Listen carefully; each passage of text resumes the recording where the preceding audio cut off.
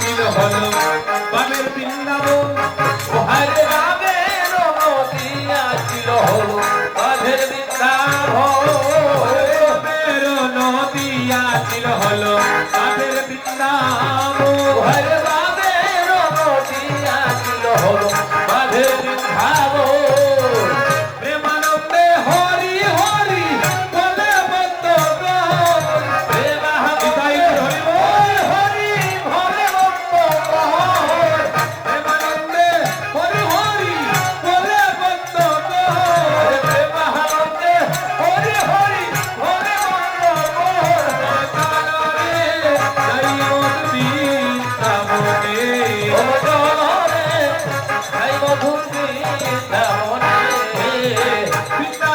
তরুলতা বলে কৃষ্ণ কথা হরে বৃন্দাবনে তরুলতা বলে কৃষ্ণ কথা বৃন্দাবনের তরুলতা বলে কৃষ্ণ কথা হরে বৃন্দাবনে তরুলতা বলে কৃষ্ণ কথা বান্ধব হইয়া বুলে রইলে জগৎ গেল বৃন্দা হরে বান্ধব হইয়া বুলে রইলে জগৎ গেল বৃন্দা হরে বান্ধব হইয়া বুলে রইলে জগৎ গেল বৃন্দা হরে বান্ধব হইয়া বুলে রইলে জগৎ গেল বৃন্দা হরে বান্ধব হইয়া বুলে রইলে জগৎ গেল বৃন্দা হরে বান্ধব হইয়া বুলে রইলে জগৎ গেল বৃন্দা আমার কানে তাই মধুর বৃন্দাবনে ওরে মোহন ধরে তাই মধুর বৃন্দাবনে বৃন্দাবনের অপ্রাকৃত নবীন কাম বীজ কাম গায়ত্রীতে হয়ে যাহার উপাস ভক্তগণ মায়ের একটু চাপিয়া বসে না এই যে যারা উপরে আছেন আমি আগেই বলেছিলাম মায়েরা গৌর প্রেম নদী তটিনীর মতো নিচু পালে সদা দায় যত নিচে নামবেন গৌর কৃপা তত আগে পাবেন নদীর স্রোতে যেমন বাধা দিলে আর নদীর জল যেতে পারে না ওই যে আপনারা যখন উপরে থাকেন ততক্ষণ পর্যন্ত গৌর কৃপা গিয়ে থেমে যায় ওটা বাধা পড়ে যায় যখন আপনারা উপরে থাকেন যত নিচু হতে পারবে গৌরী কৃপা তত সহজে লাভ করতে পারবে ভাইরা দয়া করে এই যে উপরে যারা বসেছেন ভাইরা একটু চাপিয়ে বসেন এদিকে আর উপরে যারা আছেন ওই যে চেয়ারে বসেছেন ভাইরা আমার কোথায় আবার ঘরে চলে যাবেন তো শুনুন এই জগৎ সংসারে যারা গৌরকে দেখে লুকায় ভব নদীর কাছে গৌর তাদেরকে লুকিয়ে যায় হরি বল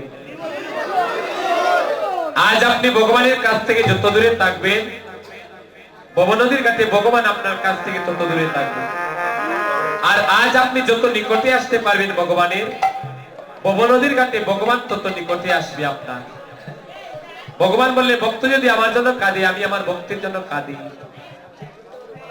ভগবানের স্বভাব হচ্ছে বারবার ভক্তকে কোলে তুলে নেয়া আর আমাদের স্বভাব কি দাদারা বলে বারবার ভগবানকে দূরে ঠেলে দেওয়া তাই তো কবি রজনীকান্ত সেন গেয়েছিলেন যে আমি তো তোমারে চাইনি জীবনে তুমি অবাগারে চেয়েছো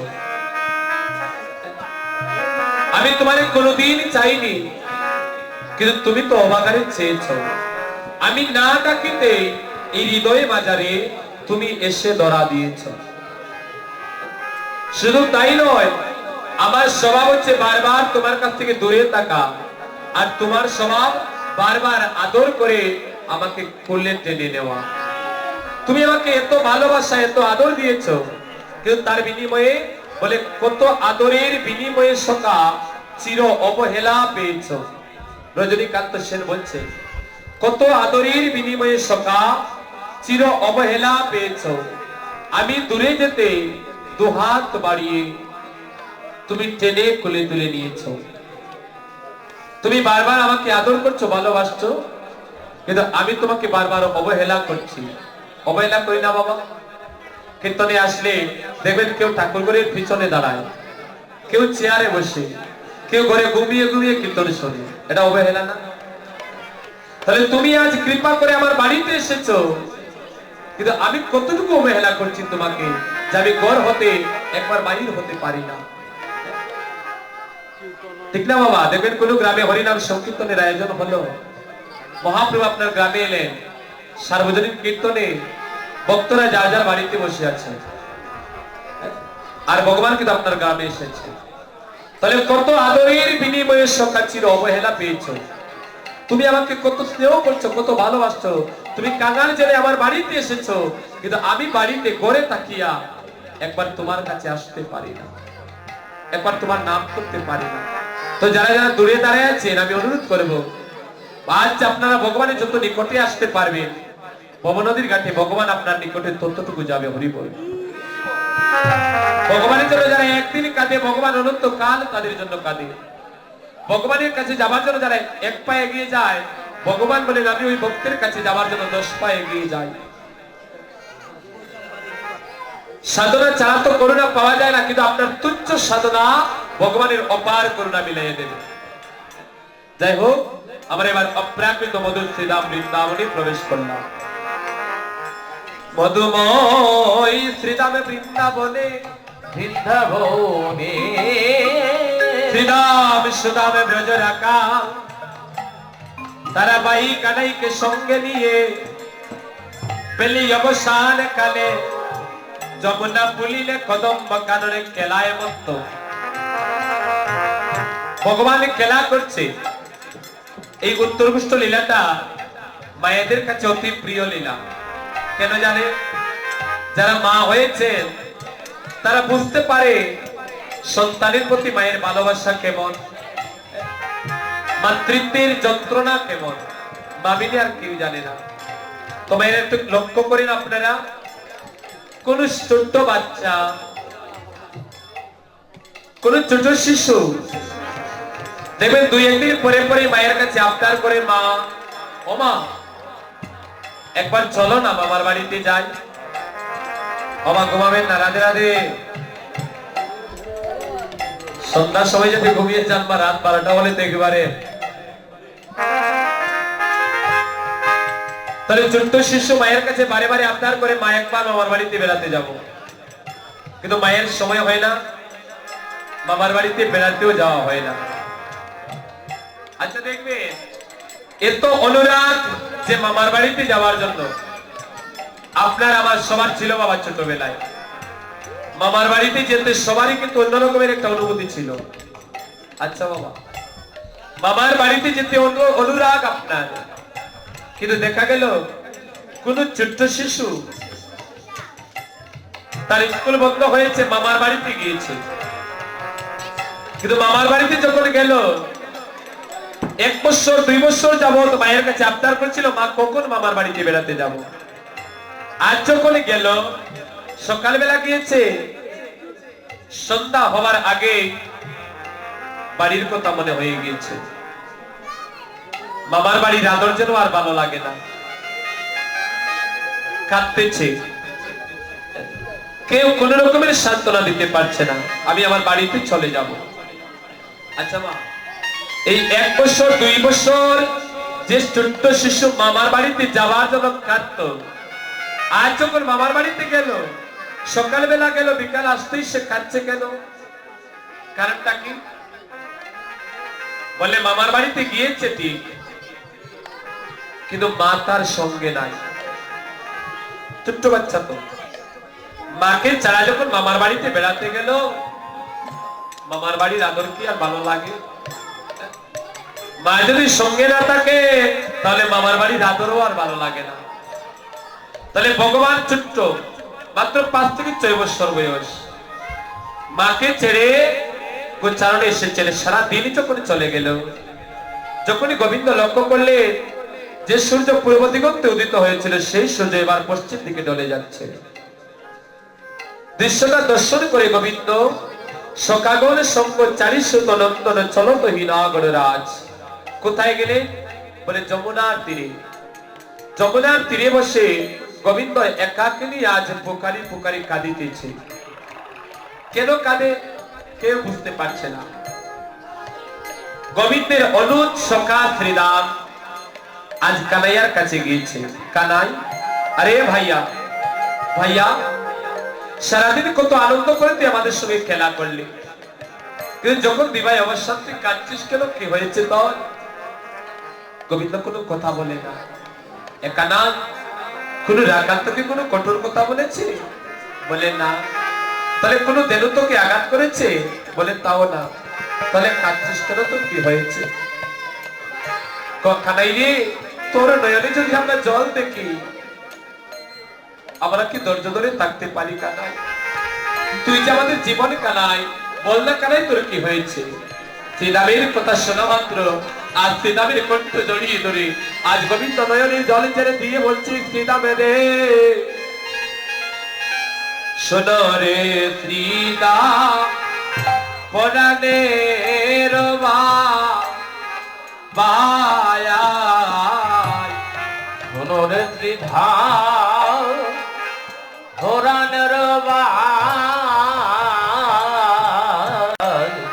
তুমি শোনো রে শ্রীরাম, আমার পরাণের বায়া,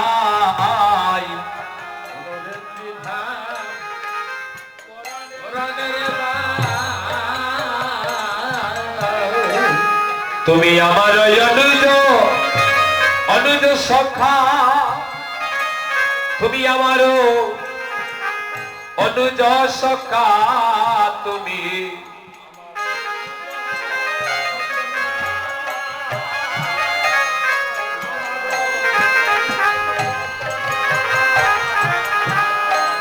তুমি আমার অনুজ সখা, শ্রীরাম আমার অনুজ সখা, শ্রীরাম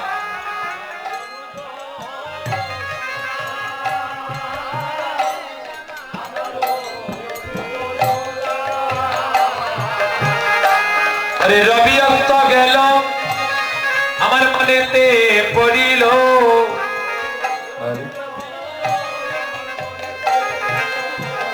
আরে রবি অস্ত গেল আমার মনেতে পড়িল,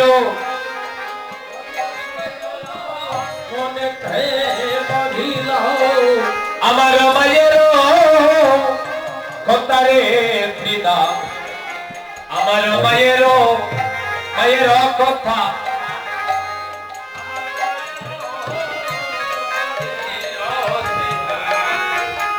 আমার মায়ের কথা, আমার মাকে মনে মনে পড়েছে ভাই, আমার মাকে মনে ধরেছে ভাই, আমার মাকে মনে মনে পড়েছে রে ভাই, আমার মাকে মনে পড়েছে ভাই।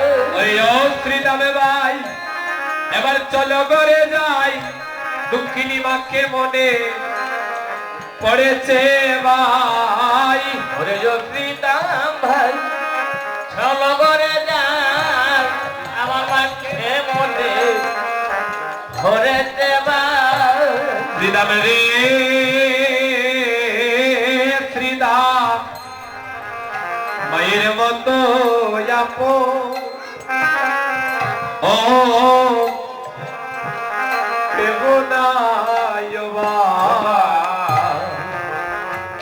শ্রীরাম রে, ও শ্রীধাম, মায়ের মতো আপন,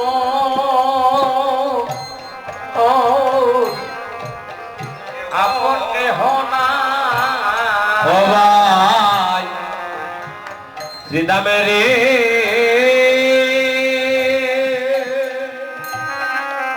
ও শ্রীরাম, গর্ভধারিণী মায়ের মতো ববে আপন, ও আপন কেহ নাই ও ভাই। শ্রীরাম রে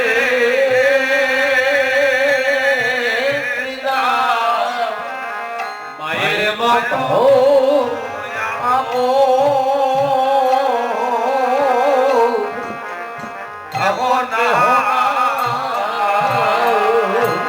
আমার মায়ের মতো আপন,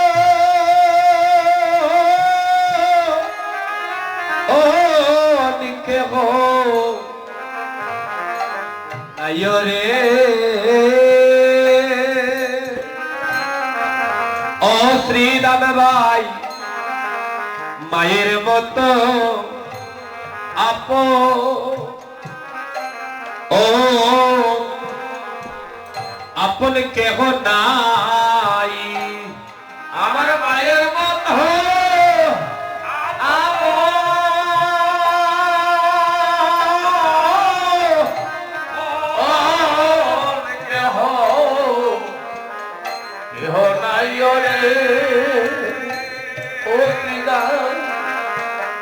মায়ের মতো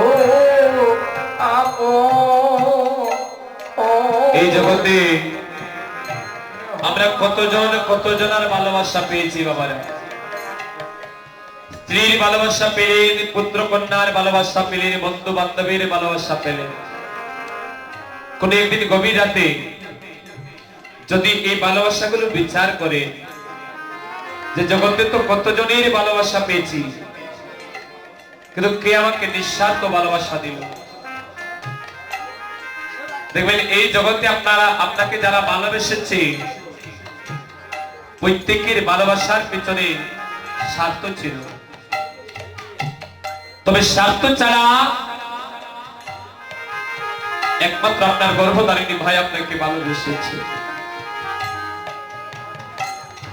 এই জগতে মায়ের অন্তরে ভগবান যে ভালোবাসা তৈরি করে দিয়েছে এই ভালোবাসা আপনি আর কারো কাছে খুঁজে পাবেন না একটা মেয়ে মা হওয়ার আগ পর্যন্ত বুঝতে পারে না সন্তানের প্রতি মায়ের ভালোবাসা কেমন কিন্তু সেই মাটা যখন সন্তানের মা হয় দেখবেন অনেক মা সন্তান জন্ম দিতে গিয়ে নিজের প্রাণ হারাতে হয় সন্তান জন্ম দিতে গিয়ে অনেক মা নিজের প্রাণ হারায় তো যে মেয়ে জীবনে কোনোদিন জানে না যে সন্তানের প্রতি মায়ের ভালোবাসা কেমন সেই মেয়েটা যখন মা হওয়ার সময় হয় প্রসব বেদনায় যখন ওই মেয়েকে নিয়ে মেডিকেলে যাওয়া হলো ডাক্তার তার সম্পূর্ণ চেক আপ করে বুঝতে পারলো ওই মায়ের সন্তান সহজে জন্মগ্রহণ করবে না তাদের চিকিৎসা দ্বারা মা সন্তান তারা দুজনকে বাঁচাতে পারবে না তখন ওই ডাক্তার ওই মায়ের কাছে গিয়ে বলছে ওগো আপনার গর্ভে যে সন্তান আমরা চিকিৎসা দ্বারা আপনার মা সন্তান দুজনকে আমরা বাঁচাতে পারবো না যদি সন্তানকে বাঁচাতে হয় তাহলে আপনি মারা যাবেন আর যদি আপনাকে বাঁচাতে হয় তাহলে আপনার গর্ভের সন্তান মারা যাবে বলেছিলাম বাবা ওই মেয়েটা কিন্তু সন্তানের প্রতি মায়ের ভালোবাসা কেমন জানতো না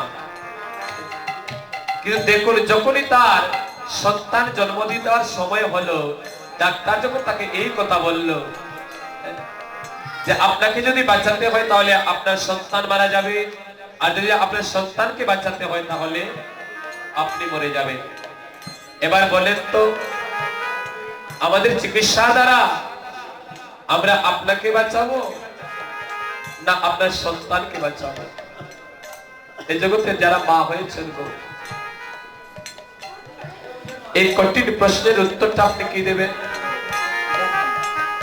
যে ডাক্তার আমার সন্তান মরে যাক যাক আমি যেন বেঁচে থাকি বলবেন কোনো মা বলতে পারে না কিন্তু যে সন্তানকে আপনি একদিন দেখলেন না শুধুমাত্র আপনি গর্ভে তাকে ধারণ করেছেন আজ পর্যন্ত তাকে যার মুখ আপনি দর্শন করতে পারলেন না কিন্তু বুঝতে পারছেন মা সে সন্তানের প্রতি আপনার কতটুকু ভালোবাসা হয়ে গিয়েছে আপনি ডাক্তারকে কি বলছেন ডাক্তার আমার সন্তানকে বাঁচাতে গিয়ে আমি যদি মরে যাই তাতে আমার দুঃখ নাই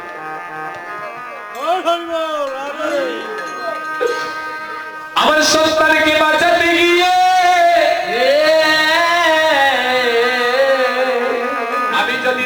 যাই আমার দুঃখ নাই,